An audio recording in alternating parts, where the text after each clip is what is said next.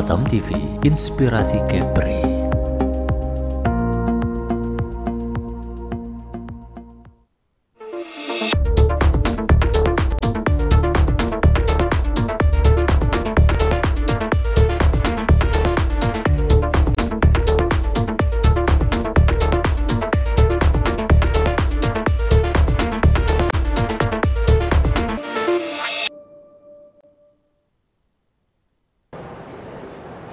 Halo, selamat sore pemirsa. Senang sekali kami hadir di hadapan Anda dalam program dialog khusus untuk edisi hari ini, Kamis 26 Oktober 2023. Seperti biasa, 1 jam ke depan kami akan menemani Anda dengan membahas satu tema yang sangat sayang sekali jika Anda lewatkan di program dialog khusus dari Batam TV tentunya.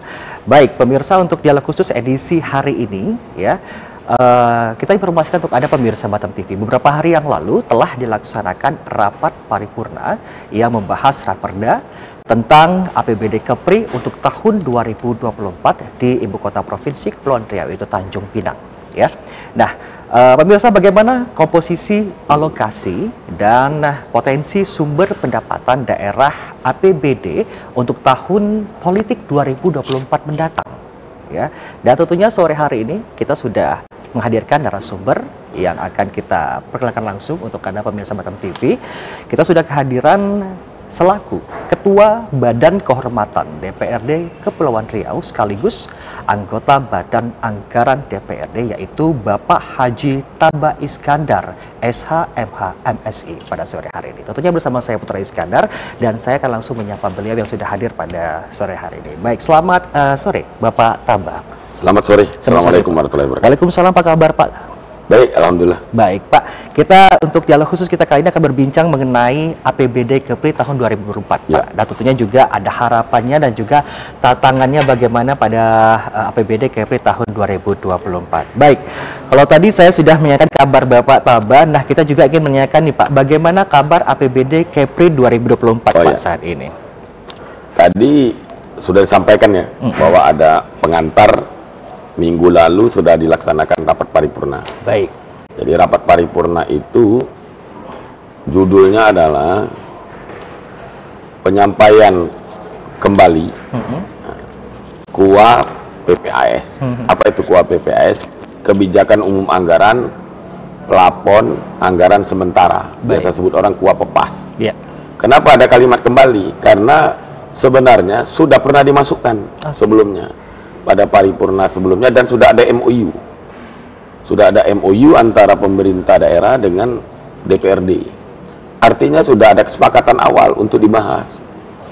Namun di tengah perjalanan ternyata ada beberapa mata anggaran atau ada beberapa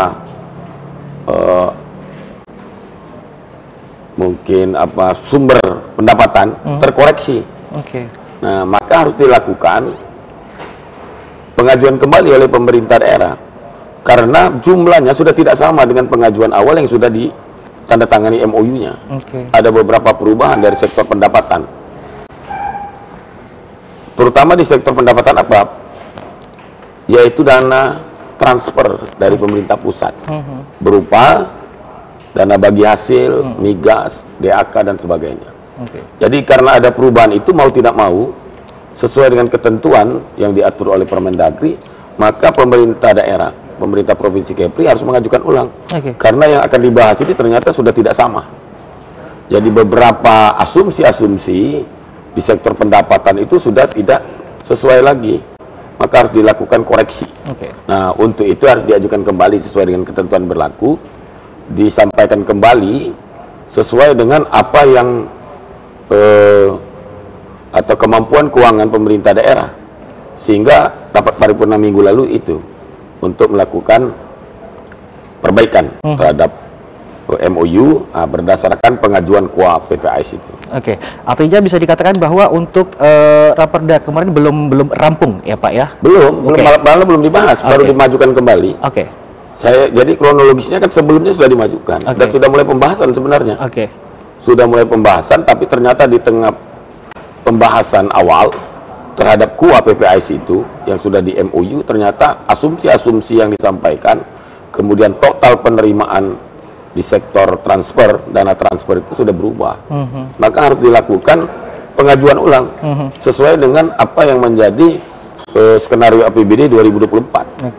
Oke, baik. Nah, untuk struktur APBD Kepri itu seperti apa nih Pak? Apakah berapa proyeksi PAD kita dan juga berapa potensi transfer dari pusat dan mungkin ada berapa dari sumber-sumber lain nih Pak? Ya, jadi dapat saya sampaikan dari data yang saya miliki. Kemampuan keuangan pemerintah Provinsi Kepri kita ini masih sangat kecil. Jadi seperti yang saya sampaikan di awal, sangat tergantung kepada dana transfer. Dana transfer itu dari pemerintah pusat. Betul.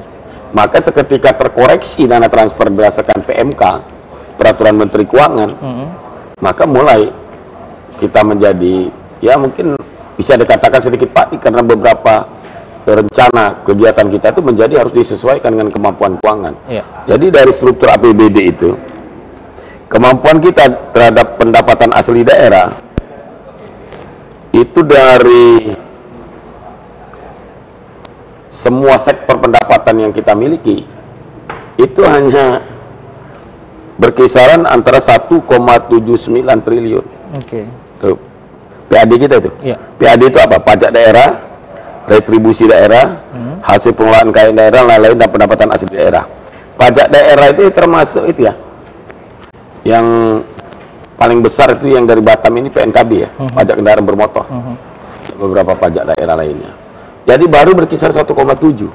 Bayangkan dengan 7 kabupaten dan kota Provinsi Kepulauan Riau, PAD-nya hanya 1,7. Berarti dari skenario APBD kalau menuju 4 triliun seperti yang terjadi tahun 2023 ini, kan itu 4,1 kita. 4,1 kurang 1,7 berarti masih memerlukan dana transfer atau dana lain itu lebih kurang 2,8 atau 2,7. Bayangkan lebih besar, artinya ketergantungan kita kepada dana transfer. Nah, maka dari itu pada posisi kemampuan keuangan kita untuk 2024 terjadi, mungkin kalau istilahnya bukan defisit karena itu belum dijalankan. Jadi kekurangan kita dari proyeksi skenario APBD kita 4,1 seperti yang tahun 2023 sampai untuk 2024 semula menjadi target kita 4,4 atau 4,3 tidak tercapai. Nah itu. Jadi kalau dari struktur kita APBD kita itu tadi ya, PAD kita hanya 1,7. Dana transfer itu 2423. Ini untuk yang sudah dikoreksi ya, UAPPAS. Sebelumnya kita masukkan sampai 2,6, 2,8 ini. Sekarang 2,423. Maka jumlah pendapatan kita adalah 4216. Ya. Artinya 4216. Nah, mungkin dihitung dengan silpa sisa anggaran lebih, itu sekitar 210 miliar. Kemudian pengeluaran pembiayaan 97. Maka kemungkinan APBD kita untuk tahun 2024 berkisar angka 4,1, 4,2. Itu yang realistis. Mungkin kalau kita mau menaikkan, memaksakan diri itu berisiko tinggi, itu terlalu optimis yang dilihat dari kondisi real di lapangan atau kondisi ekonomi global sekarang. Adanya perang di Palestina, yang Hamas dengan Israel, kemudian Ukraina dengan Rusia, itu kan berpengaruh kepada harga minyak. Nah, dana transfer itu sebagian besar dari DBH Migas tuh. Artinya berkaitan dengan harga minyak internasional. Itu apa hubungannya langsung? Produksi. Kalau produksi menurun, harga juga fluktuatif. Itu akan berpengaruh kepada penerimaan negara dari sektor migas. Kalau negara Indonesia juga artinya mengalami dampak yang luas terhadap sektor migas itu, maka dana transfer juga akan berkurang. Sedangkan Kepri kan ketergantungan sangat besar. Nah, apa yang bisa kita tangkap dari postur APBD ini? Artinya seketika dana transfer atau ketergantungan kita kepada dana transfer pusat itu membuat APBD kita akan sulit stabil. Terlalu banyak faktor-faktor yang mempengaruhinya. Seharusnya kita memperkuat PAD, pendapatan asli daerah. Nah, karena ada beberapa sektor yang kemungkinan bisa kita gali kembali pendapatannya. Oke. Nah, untuk langkah-langkah dari pemerintah sendiri apa nih Pak solusinya Pak untuk mengevaluasi semuanya ini Pak? Ya tadi yang saya sampaikan barusan bahwa harus ada menggali pendapatan-pendapatan lain dari kemampuan daerah. Yeah. Contoh yang paling kelihatan kan sebenarnya Labu Jangkar. Kenapa? Sesuai juga dengan visi gubernur. Ini kan daerah berbasis maritim, artinya memakmurkan rakyat Kepri ini dengan berbasiskan ekonomi maritim dan berbudaya. Nah, kita daerah maritim, jadi di laut ini kan belum optimal potensi-potensi di sektor kelautan ini yang kita ambil, yang kita angkat. Nah, salah satu yang kelihatan kan sektor jasa, yaitu jasa Labu Jangkar. Jasa Labu Jangkar itu mungkin dengan tidak bermuluk-muluk untuk mendapatkan pendapatan per tahun di atas 100 miliar itu. Kapal-kapal yang parkir itu. Belum lagi persoalan sembako di laut itu. Nah, ini menurut saya harus diperjuangkan dengan sekuat tenaga oleh pemerintah Provinsi Kepulauan Riau, karena itu masih masuk dalam wilayah kewenangan sebuah provinsi. Itu masih masuk dalam wilayah 12 mil, 6 mil ke dalam. Nah, apalagi kita Provinsi Kepulauan, kita hidup memang di laut. 96% ini laut. Loh, kalau di laut pun kita tidak boleh gali, maka saya tidak sependapat. Artinya kalau pemerintah pusat terlalu mungkin ego untuk mempertahankan pendapatan daerah dari sektor Labu Jangkar ini, khususnya Kepri ya, karena sebagai provinsi kepulauan. Nah, itu mungkin potensi, dan banyak potensi-potensi lain yang mungkin masih perlu kita garap. Ya tentu pasca Covid kita harus mungkin mengoptimalkan kembali pendapatan kita di sektor pariwisata. Nah, tentu banyak faktor-faktor variabel lain untuk menarik investor itu.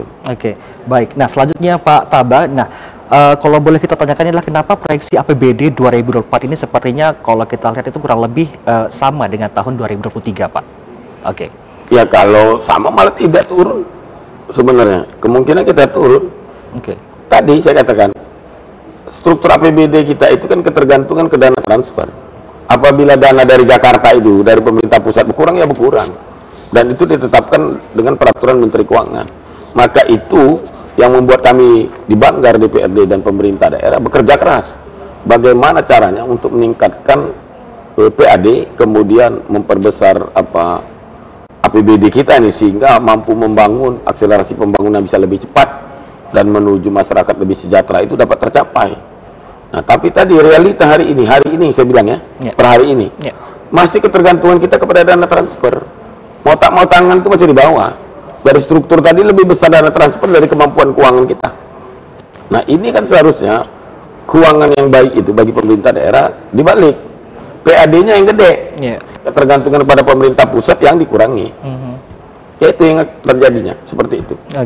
Baik. Nah, selanjutnya Pak Taba, sebenarnya nih apa nih Pak yang menjadi prioritas dan target ya pembangunan Kepri sesuai RPJMD atau rencana pembangunan jangka menengah daerah, Pak Taba? Ya, kalau artinya fokus pembangunan prioritas sebagaimana isu strategis Pak Gubernur ya, isu strategis Pak Gubernur itu terhadap pembangunan ekonomi yang berbasis maritim sebenarnya itu bisa menjadi pedoman kita bersama. Maka semua potensi keuangan yang ada tentunya ini menurut rencana pembangunan jangka menengah daerah nih Pak ya. Jadi kita juga ingin mengetahui bagaimana prioritas dan target pembangunan Kepri ya pemirsa Batam TV sesuai RPJMD. Jadi sebagaimana visi gubernur dapat saya sampaikan kan kemarin RPJMD juga baru dimasukkan kembali karena mau dilakukan koreksi, perbaikan, revisi, yaitu tapi visi tetap sama. Terwujudnya Kepulauan Riau yang makmur, berdaya saing dan berbudaya. Apa itu makmur? Kehidupan masyarakat Kepulauan Riau yang lebih layak dan sejahtera. Kemudian berdaya saing, kemudian berbudaya. Sekarang apa misinya? Nomor satu, seperti yang saya bilang tadi, potensi maritim. Jadi gubernur, pemerintah daerah sekarang harus tunjukkan di mana sektor ekonomi potensi maritim ini yang memang sudah dikembangkan. Tadi kan Labu Jangkar itu maritim, harusnya fokus. Satu, kemudian wisata laut mungkin, budidaya laut, perikanan. Saya kemarin bersama gubernur baru menyerahkan bantuan pemerintah daerah kepada masyarakat di pulau Rempang Galang, yaitu rumput laut untuk budidaya rumput laut, kemudian bantuan kapal, pompong, kemudian jaring tangkap. Itu salah satu kita untuk memberdayakan masyarakat kecil. Tapi untuk ekonomi skala besar, harus ada program yang program unggulan. Kemudian sektor pendapatan tadi Labu Jangkar. Maka Labu Jangkar ini harus berjuang bersama-sama, pemerintah daerah, gubernur bersama DPRD ini, ke pemerintah pusat harus bisa. Tidak bisa dibiarkan, tidak bisa membangun republik ini dengan menyamaratakan dari Sabang sampai Merauke, karena semua potensi itu berbeda, kemudian tantangan juga berbeda. Nah, seperti kita tadi, jangan hanya jadi sebagai pidato bahwa Provinsi Kepri seperti sedih gitu nyampaikannya, 96% laut, 4% darat lah. 96% itu bukan kesedihan dan bukan musibah, itu potensi. Harusnya pemerintah pusat juga melihat orang ini hidup di laut, maka diberilah dia kewenangan di laut untuk bisa menggali potensi di laut. Jangan disamakan dengan orang di darat. Nah, cara berpikir pemerintah pusat seperti ini yang menurut saya tidak pas, sehingga beberapa daerah sulit maju. Ya, kayak kita tadi, PAD baru angkat 1,7, APBD-nya baru 4 sekian, berputar turun naik. Tergantung kepada dana transfer. Pemerintah pusat juga dana transfer kan tidak bisa membagi besar. Alasan pemerataan. Loh, kita mau cari makan sendiri, kenapa tidak diperbolehkan? Itu menurut saya sederhana saja. Boleh NKRI harga mati, bukan di situ dong. NKRI harga mati itu kan jangan dipatok seperti itu. Kapan untuk sektor pendapatan, untuk rakyat lebih sejahtera, harusnya diberi. Itulah namanya spirit otonomi. Yang penting dia tidak buat angkatan bersenjata, tidak cetak uang sendiri, tidak melakukan hubungan moneter internasional. Loh, kalau soal ekonomi harusnya diberi keleluasaan sebesar-besarnya, tinggal pemerintah pusat mengawasi. Ini tidak terjadi. Sejak 99 sampai sekarang yang katanya otonomi daerah, yang itu amanat reformasi, tidak terjadi. Pemerintah pusat terlalu banyak, artinya menguasai sektor-sektor pendapatan yang seharusnya itu bisa dikelola daerah. Belum lagi pasir laut dan segala macam. Banyak kan potensi yang di laut, apa sajalah. Nah, jadi menurut pandangan Pak Tabah sendiri nih, selaku Ketua Badan Kehormatan DPRKI juga sekaligus anggota Badan Anggaran DPR nih Pak, apakah sudah optimal pemerintah Provinsi Kepri untuk mengoptimalkan semua ini Pak? Nah, kalau tanya optimal, belum optimal. Kita kan ini bukan, artinya beban ini bukan hanya beban pemerintah dalam hal ini beban eksekutif, beban juga kita DPRD. Anggota DPRD, wakil rakyat juga harus berpikir keras. Untuk mencari potensi-potensi pendapatan lain. Jadi ini kerja bersama, bukan hanya kerja eksekutif. Tentu sebagai motornya tentu eksekutif, dalam hal ini gubernur. Tapi anggota DPRD, anggota Banggar dan seluruh wakil rakyat harus berpikir mana lagi dicari uang untuk membangun ini. Jadi kalau saya sering katakan, saya tidak salut ada beberapa kepala daerah dengan bangga mengatakan saya akan bangun ini, saya akan buat itu, buat ini. Ya kalau belanja semua orang pandai, tidak perlu sekolah tinggi. Ya kan? Siapa saja mau jadi kepala daerah, tidak usah sekolah tinggi. Kalau soal belanja saja, saya mau buat ini, membangun ini, duitnya ada. Duit itu dari pajak tadi, dari pendapatan asli daerah dan dari dana transfer. Pemimpin yang dibutuhkan, nah ini kan mau menghadapi pilkada apa? Saya kalau jadi pemimpin daerah ini, saya akan bangun ini dengan mencari uang di sini, sektor ini saya angkat akan pendapatan sekian, maka pendapatan kita APBD sekian, maka yang akan saya bangunnya itu baru hebat. Tapi kalau saya mau beli ini, saya mau bangun, duit dari mana? Kan harus ditanyakan. Kalau duitnya cuma duit yang kemarin-kemarin juga, itu kata orang Malaysia semula jadi, cuma terima diri sependa itu yang sekarang namanya BP2RD itu, kan dari pajak itu, dari PBB, pajak kendaraan bermotor. Nah, ini yang sering dilupakan juga. Saya kebetulan ini sekarang topik kita itu yang sering dilupakan oleh aparat, oleh pamong. Mereka itu hidup dari sini nih, dari pajak daerah ini, pajak-pajak retribusi parkir, itu uangnya 1.000-2.000 itu parkir ya. Kemudian PBB, pajak kendaraan bermotor yang ngumpulin itu di dekat Geraha Kepri Samsat itu. Itulah yang yang untuk membangun Kota Batam ini, membangun Provinsi Kepri ini. Harusnya pelayanan mereka lebih ditingkatkan, itu satu. Kemudian bagaimana cara meningkatkan potensi-potensi pendapatan lain, dengan catatan ya harus juga menjadi perhatian, jangan karena mengejar istilah pendapatan asli daerah itu PAD, tapi memberatkan masyarakat itu salah. Jadi membangun potensi-potensi lagi seperti tadi lah Bujangkar. Itu kan kaitan kepada konsumen, investasi, pembukaan investasi baru, beberapa. Tapi jangan berpikirnya caranya naikkan pajak saja. Nah, itu cara company Belanda itu. Oke. Upeti namanya itu. Oke. Artinya untuk membangun potensi tidak mengseserakan Ya, rakyat, tetapi itu mensejahterakan ya, Pak? berlawanan, karena ada yang berpikir kan begitu nih, otonomi daerah. Kan yang paling gampang itu kan gitu. Oke. Kalau parkir kemarin 2.000, saya jadikan 5.000. Kan selisih 3.000 nih naik. Itu kan menyengsarakan rakyat. Dan itu kalau retribusi, ini harus dipahami masalah retribusi itu berkaitan dengan pelayanan tuh. Berikan pelayanan dulu baru minta. Kayak parkir pelayanan dulu. Belok kiri, mundur Pak, nah, kasih dia.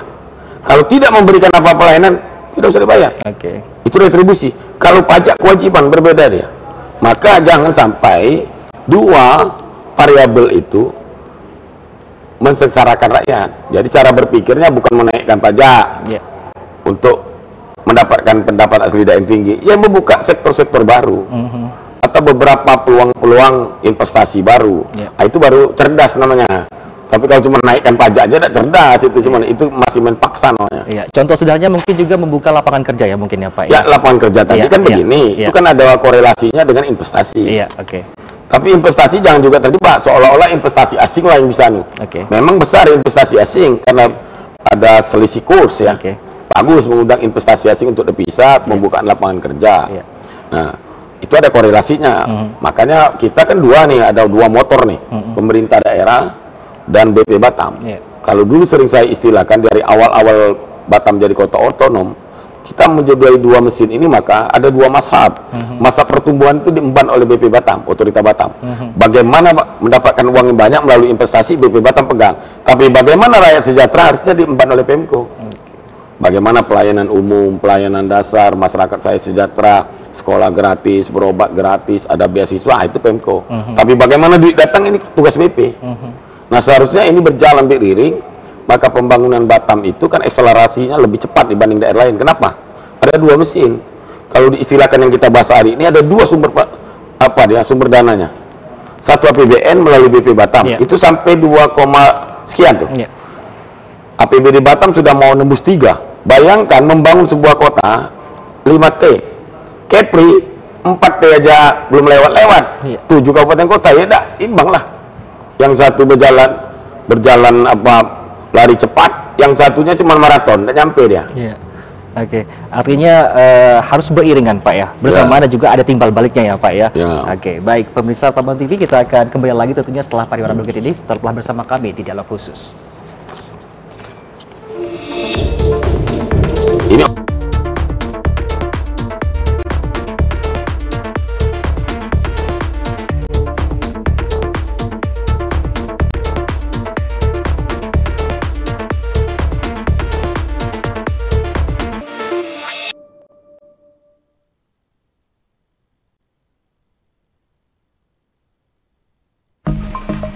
Batam TV, inspirasi Kepri.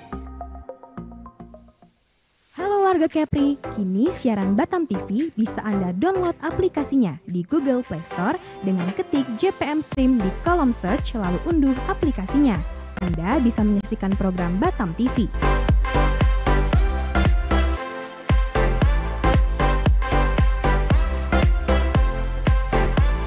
Jadi tunggu apa lagi? Semua informasi Kepri, kapan saja, di mana saja, ada di genggaman tangan Anda.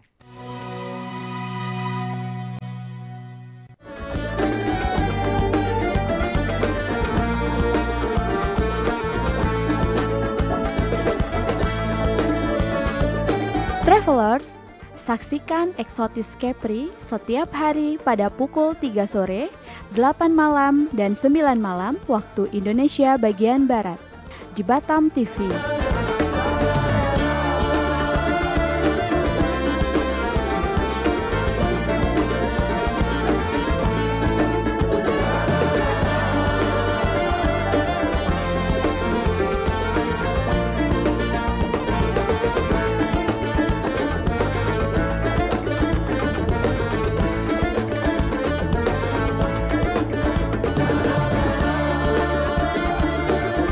Nikmati keindahan destinasi wisata di Provinsi Kepri. Wisata ke Kepri aja. Bangga berwisata di Indonesia.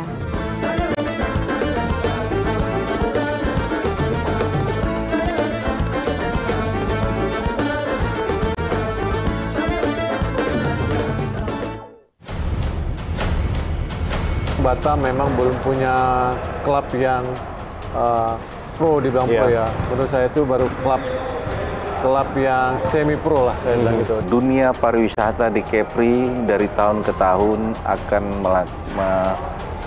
meningkat apabila Kepri sendiri diberikan perlakuan khusus oleh pemerintah pusat dalam hal ini tentang FOA itu sendiri. Dan kami sendiri mengalami hal-hal yang katanya sampai 2 tahun COVID, faktanya kami ekspansi. Faktanya kami melakukan terobosan-terobosan yang berapa investasi yang kami raih berhasil masuk. Adanya MOU baru yang disepakati oleh pemerintah Indonesia dan pemerintah Malaysia tentang pekerja domestik, Pak. Sadar nggak kita bahwa kita direbutkan oleh Malaysia dan Singapura? Dan mereka dengan cara mereka menghalang-halangi terjadinya transit Indonesia.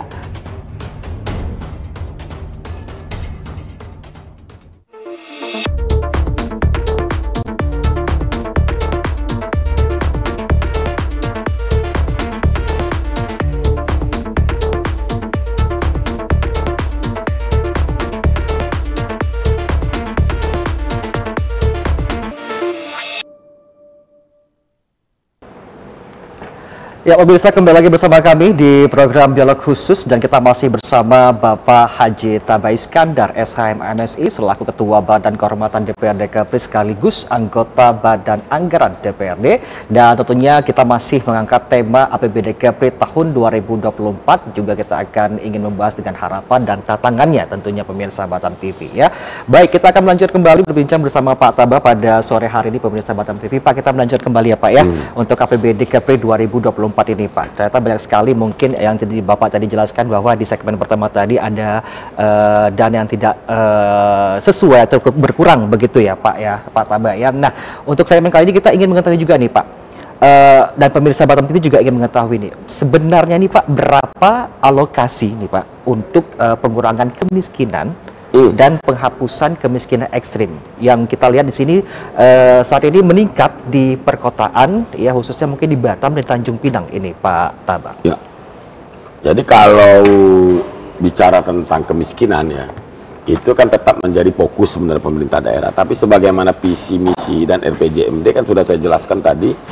Satu kan membangun ekonomi berbasiskan kemaritiman, kemudian infrastruktur.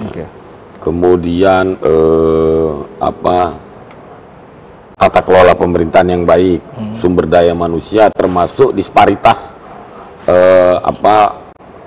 kesenjangan antara kabupaten kota. Nah, sementara yang ditanyakan tentang penanggulangan kemiskinan ini sudah menjadi program pemerintah pusat. Makanya itu diemban oleh seluruh kabupaten kota dan seluruh pemerintah provinsi di Indonesia. Kita selalu menganggarkan itu, makanya dia kan tidak berdiri sendiri kemiskinan ini. Dia artinya berkorelasi dengan beberapa sektor lain. Maka dari itu kan dalam rangka menanggulangi kemiskinan, pertama kita program kepada masyarakat itu berkaitan dengan pelayanan kesehatan, pendidikan. Jadi untuk tidak memberatkan masyarakat, kesehatan, pendidikan, kemudian seperti ini akan datang di tanggal 4 nanti saya bersama Desperindak dan Bulog melakukan program sembako murah. Nah, kemudian bagaimana kita menekan inflasi. Nah, itu makanya di dalam struktur APBD itu ada dana dulu namanya DID, dana kalau kepanjangan dari dana insentif daerah. Sekarang sudah dirubah jadi dana insentif fiskal. Nah, itu bagi daerah-daerah provinsi yang mampu menekan angka kemiskinan, stunting, menekan inflasi, itu dapat ya dana insentif dari pemerintah pusat. Nah, program kita sendiri itu dikeroyok sebenarnya untuk menurunkan angka kemiskinan. Tadi pelayanan kesehatan, kemudian sanitasi, kemudian pembangunan di sektor pemukiman. Malah kalau di pemukiman ini kan dikeroyok oleh anggota DPR dengan pokir-pokir mereka, yaitu pembangunan saluran drainase, kemudian penyediaan air bersih, kemudian pembangunan fasilitas-fasilitas umum seperti jalan masuk ke pemukiman penduduk. Nah, itu kan untuk membuka apa artinya sektor ekonomi di tengah masyarakat, kemudian membuka akses ke pusat-pusat pertumbuhan untuk masyarakat. Nah, itu bagian dari untuk penanggulangan kemiskinan. Dan khusus sektor kemiskinan itu Pak Gubernur menjadikan skala prioritas, maka beberapa daerah-daerah kita karena lebih banyak di pulau-pulau, itu kemarin yang seperti saya sama Pak Gubernur kemarin budidaya rumput laut untuk ekonomi masyarakat. Kemudian sekarang Pak Gubernur menginvestasikan untuk UMKM, itu ada alat yang saya tidak tahu istilah tepatnya itu namanya, itu alat itu untuk mengurangi bakteri produk-produk UMKM sehingga daya tahannya tidak menjadi tidak gampang rusak untuk kita ekspor seperti produk UMKM, keripik segala macam. Karena selama ini kita kalah bersaing karena produk kita itu hasil produksi dari UMKM itu tidak bertahan lama, jadi tidak bisa Pak Gubernur sudah adakan alat itu, mungkin tahun depan akan diadakan lagi. Kemudian anggaran Jamskesda, Pak Gubernur juga fokus ke situ. Kita di Banggar juga menyetujui Jamskesda dinaikkan, beasiswa untuk masyarakat Kepulauan Riau dari SMP, SMA dan perguruan tinggi, bantuan transportasi kepada masyarakat miskin dan di daerah-daerah pulau itu dibantu. Itu sudah terrealisasi semuanya. Udah, itu sudah jalan. Sudah ya. Tapi kan yang menjadi persoalan kan bukan soal jumlah kegiatan itu, nominalnya. Makanya kita harus kejar pendapatan kita harus tinggi sehingga tadi untuk Jamskesda dinaikkan, kemudian bantuan UMKM dinaikkan, termasuk jangan lupa ya program Gubernur kali ini kan ada yang kredit 0% itu untuk UMKM dengan Bank Syariah Kepri. Jadi silakan pinjam, sudah banyak itu hampir habis. Nah, ini mau ditingkatkan supaya akses permodalan di UMKM ini menjadi sangat gampang diakses oleh masyarakat, sehingga lebih banyak yang menggunakan. Tahun ini sudah habis, maka tahun depan akan ditingkatkan sehingga lebih banyak lagi UMKM yang menggunakan fasilitas itu. Kan itu untuk usaha kecil menengah 20 sampai 40 juta per UMKM. Nol bunganya, karena yang bayar Pemprov. 0%. Baik. Nah, ini selanjutnya ini ada berhubungan juga nih Pak, setelah tadi Bapak menyebutkan bahwa ada pendidikan, kemudian juga ada kesehatan tadi sebelumnya. Nah, kalau kita boleh tahu nih Pak ya, bagaimana Pak supaya terpenuhi alokasi di atas dalam APBD kita ini Pak? Maksudnya? Yang bagian yang besar alokasinya nih, dalam APBD-nya. Skala prioritas kan makanya dibahas sekarang itu kan PPAS itu, kebijakan umum anggaran plafon sementara namanya. Inilah terjadi perdebatan, forum perdebatan tuh di sini sebelum MOU antara Pemprov dengan DPRD. Duit ini mau dibelanjakan kemana? Skenario 4,2. Di situlah perdebatannya. Sampai hari ini kita belum berubah, belum beralih fokus kita. Nomor urut 1 tentu duit itu dipakai 20% ke pendidikan. Nah, pertanyaannya masalah pendidikan apa saja? Banyak. 1, kekurangan ruang belajar. Sudah pasti, setiap tahun itu persoalan, orang tak bisa ditampung semua. Kekurangan ruang belajar, berarti harus membangun ruang belajar baru atau membangun sekolah baru, karena masih banyak angkatan sekolah ini. Berikutnya kualitas sumber daya manusia, pengajar, guru, itu harus terus di-upgrade. Nah, kemudian berikutnya bagaimana potensi-potensi anak daerah itu dapat ditingkatkan. Itu dari peningkatan mutu dari sekolah itu, baik dari infrastruktur sekolah maupun kualitas sumber daya manusia pengajarnya. Itu 20%, tidak ada tawar-menawar. Baru nomor 2 itu masuk ke kesehatan. Pelayanan kesehatan kita usahakan selalu 4-15%. Nah, baru beberapa sektor lain, yaitu infrastruktur. Kepri kan itu persoalan, apalagi kita di wilayah kelautan. Itu ada disparitas antar kabupaten kota juga. Bagaimana pembangunan di Karimun dengan di Lingga, dengan di Batam, kan jomblang tuh. Natuna, Anambas. Nah, tapi duit kita terbatas. Nah, itu harus ditangani oleh Gubernur. Jadi terbangunnya dermaga-dermaga baru supaya ada konektivitas. Kemudian angkutan laut, angkutan transportasi laut, itu juga harus menjadi prioritas kita. Nah, dalam hal ini kita masih masuk di dalam persoalan-persoalan dasar, yaitu tadi infrastruktur dasar di laut tadi, seperti pelabuhan-pelabuhan baik di pemukiman masyarakat nelayan maupun transportasi antar daerah, itu masih kurang kita. Itu infrastruktur ya. Setelah infrastruktur itu yang diemban oleh oleh PU dan Perkim, Kimpraswil, baru sektor berikutnya yaitu sosial, ekonomi. Nah, itu banyak peningkatan kualitas sumber daya manusia, baik itu mental, spiritual, kemudian kehidupan sosial politik. Apalagi sekarang kan mau masuk pilkada.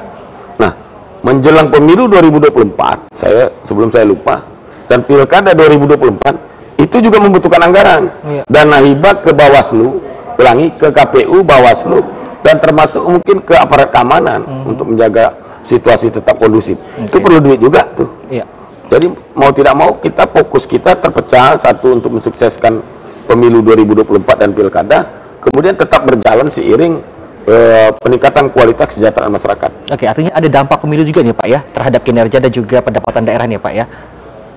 Pengaruhnya adalah pertama ya tentu dengan pembelanjaan.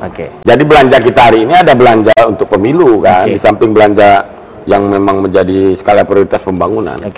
Oke, baik. Nah, satu pertanyaan lagi Pak sebelum kita ke pariwara nih Pak. Sebagai daerah kepulauan nih Pak ya, ada sumber-sumber lain mungkin pendapatan daerah yang mungkin kelihatannya besar pemirsa, tetapi kenyataannya tidak cukup besar nih Pak. Nah, diantaranya mungkin lebih dari labuh jangkar atau parkir kapal tadi. Nah, itu kenapa nih Pak potensi ini tidak dapat mendongkrak pendapatan daerah menurut Pak Tabas sendiri? Jadi labuh jangkar bukan potensi besar, memang dia besar. Nah, bukan potensi tidak ngangkat, ya belum ditarik. Belum menjadi kewenangan kita. Ini yang harus diperjuangkan karena ada pintu masuk yang sudah sangat terbuka. Ada surat Menko Polhukam setelah mereka melakukan survei turun ke daerah dan mempelajari landasan-landasan hukum yang ada. Ini kewenangan pemerintah provinsi. Masuk dalam wilayah 12 mil. Harusnya potensi ini digali. Kalau itu dapat, bayangkan tuh kalau 200 miliar, gak usah lah muluk-muluk lah kalau saya 100 sampai 150 miliar per tahun dari labuh jangkar, itu sudah lama. Itu masuk kepada pendapatan asli daerah. Belum lagi multiplier efek dari kegiatan labuh jangkar. Banyak itu untuk kelompok nelayan dan kelompok usaha kecil menengah. Itu kan orang di kapal-kapal yang parkir itu kan membutuhkan sembako itu. Betul. Berarti akan ada perputaran uang di sana. Ekonomi akan hidup untuk retribusi pemerintah daerah, kita bisa membangun daerah, belum lagi multiplier efek kepada para pelaku ekonomi di sektor kelautan. Nah, menurut saya ini yang harus, kata orang Melayu, digesa. Tanpa lagi bendera perang sudah dibuka, hadapi betul pemerintah pusat dan kita siap menghadapinya dengan berdasarkan ketentuan perundang-undangan yang berlaku, bahwa itu kewenangan daerah. Satu, belum lagi apalagi potensi laut banyak. Pasir laut, walaupun mengandung perdebatan soal lingkungan, itu bisa kita debatkan. Beberapa faktor-faktor yang mungkin menjadi persoalan, contoh lingkungan hidup, kita selesaikan bersama, tapi jangan berhenti bahwa ini ada masalah lingkungan hidup misalnya. Jangan berhenti di situ, karena Allah telah anugerahkan ke kita hidup di daerah laut. Potensi ini Allah Maha Adil. Seperti sering saya contohkan, Singapura itu negara kecil, dia tidak bisa bertani, tapi dia ditaruh di situ di lalu lintas perdagangan yang sangat ramai. Selat Malaka, dapat di situ dia. Arab Saudi, siapa yang menyangka itu gurun pasir? Ternyata Allah simpan minyak di sana. Nah sekarang Kepri 96% laut, 4% darat. Ini cuma jadi bahan pidato. Siapa saja pejabat baik pusat daerah pidato bahwa Kepri 96% laut, 4% darat. Ngomong ada lagi dengan wakil wajah sedih 90% laut, seolah-olah musibah. Bukan, ini potensi. Allah beri kamu di laut, maka kamu hidup di laut. Nah, sebagaimana dulu semboyan angkatan laut, Jalas Pepa Jaya Mai, di laut kita jaya, harusnya dibuktikan bahwa di laut kita jaya. Jadi jangan lagunya saja Laksamana Hang Tua di laut, ternyata nonton di laut ini. Nah sekarang buktikan bahwa di laut memang kita jaya, dengan di laut ini juga mensejahterakan rakyat. Banyak itu. Satu, pariwisata kelautan, ya. Kita bisa kemudian itu baik sektor pariwisata, sumber daya kelautan, baik mineral maupun apa, kan boleh semua diambil. Yang tidak boleh mungkin minyak. Tapi kalau di atasnya orang mau parkir, masa tidak boleh? Ini halaman kita kok duitnya diambil orang. Oke. Nah, karena ini saya beri penjelasan secara detail. Labu jangkar itu diambil dengan istilahnya, kalau kita kan retribusi daerah. Betul. Dia PNBP, pendapatan negara bukan pajak.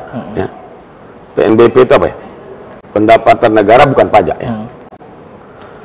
Jadi PNBP itu ditarik oleh pemerintah pusat. Dalam hal ini Kementerian Perhubungan. WTO itu juga kan termasuk. Boleh, saya tidak masalahkan kalau pemerintah pusat mau datang.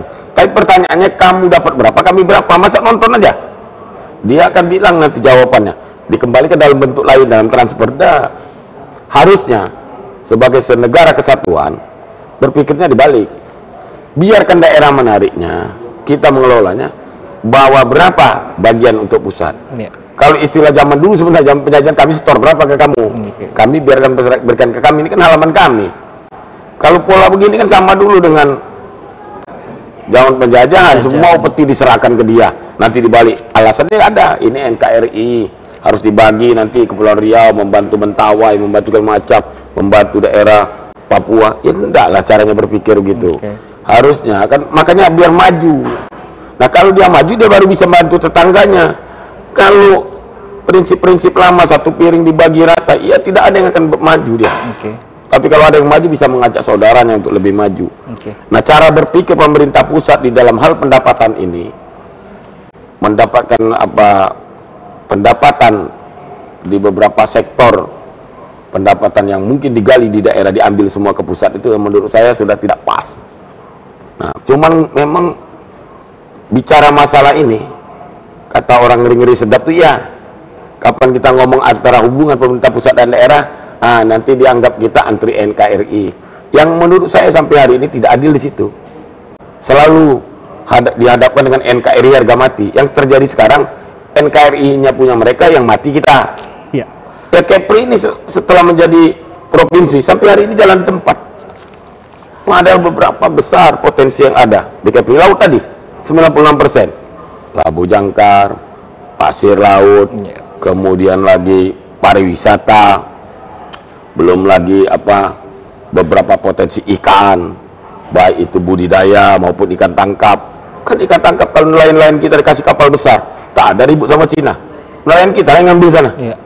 Jadi masih banyak yang belum tergarap, itu intinya. Oke, baik. Artinya untuk hasil laut dan dari kelautan ya Pak ya, perlu dioptimalkan, perlu diprioritaskan juga tentunya Pak ya. Oke, baik.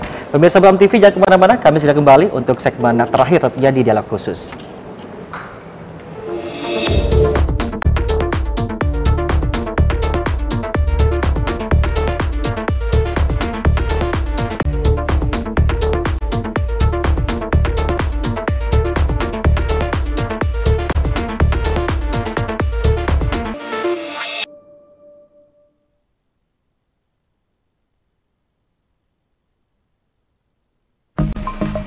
Batam TV, inspirasi Kepri.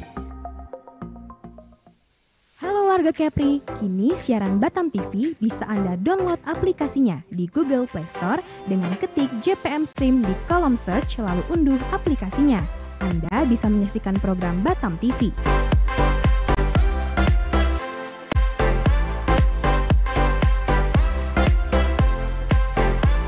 Jadi tunggu apa lagi? Semua informasi Kepri, kapan saja, di mana saja, ada di genggaman tangan Anda.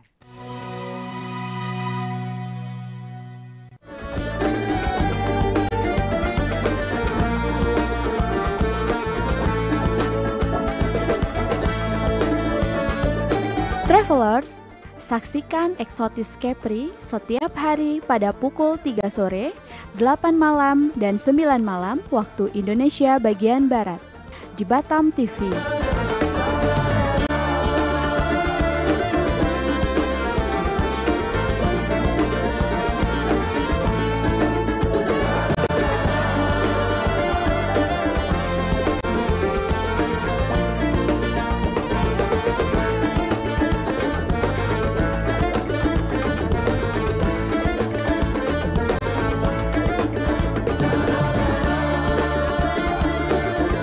Nikmati keindahan destinasi wisata di Provinsi Kepri. Wisata ke Kepri aja. Bangga berwisata di Indonesia.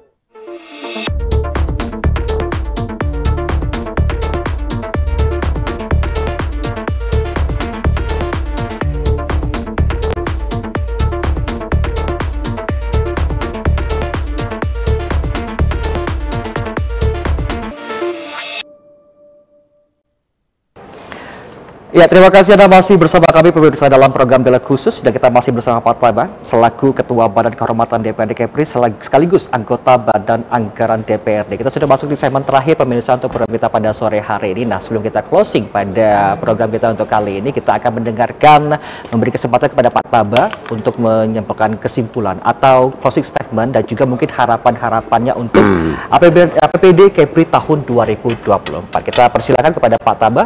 Silakan Pak. Nah, baik, tadi kita sudah dialog ya dalam kurun waktu 1 jam lebih kurang ini. Ya.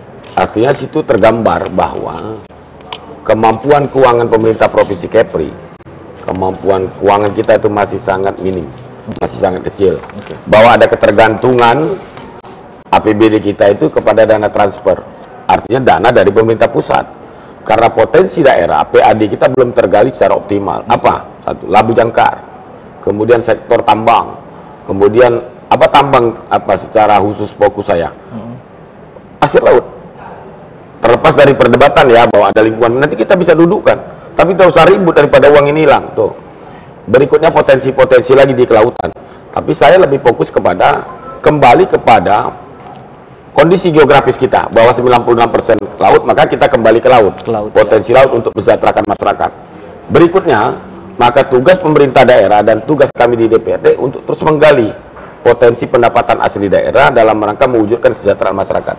Saya kira itu maka harus sama-sama bekerja untuk satu mengoptimalkan semua potensi yang ada, tentu dengan mengikuti ketentuan yang berlaku. Saya kira itu yang mungkin dapat saya sampaikan pada pertemuan kali ini. Oke, baik. Terima kasih Pak Taba untuk closing statement pada sore hari ini. Nah, pemirsa Batam TV, dalam pembahas kita di tema kita pada sore hari ini yaitu APBD Kepri tahun 2024, dan tentunya kita berharap ya semoga Raperda APBD 2024 mendatang ya pemirsa Batam TV itu dapat menjadi landasan bagi semua pihak tentunya untuk bersama-sama membangun Provinsi Kepri yang lebih maju lagi, kemudian lebih mandiri dan sejahtera, dengan tentunya ya bekerja keras, kemudian bekerja cerdas dan juga bekerja ikhlas.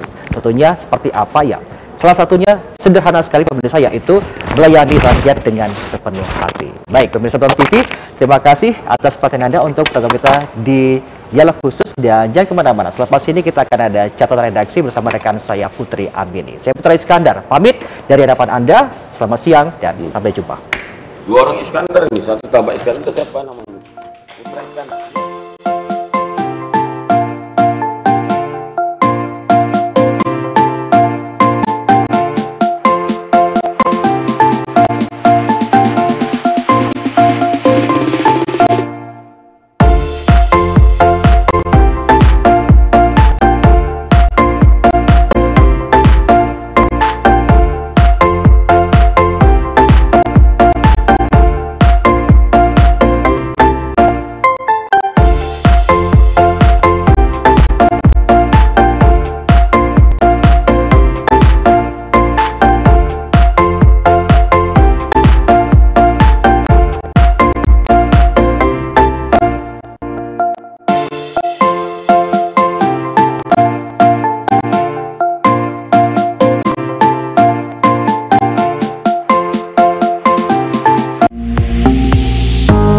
Batam TV, inspirasi Kepri.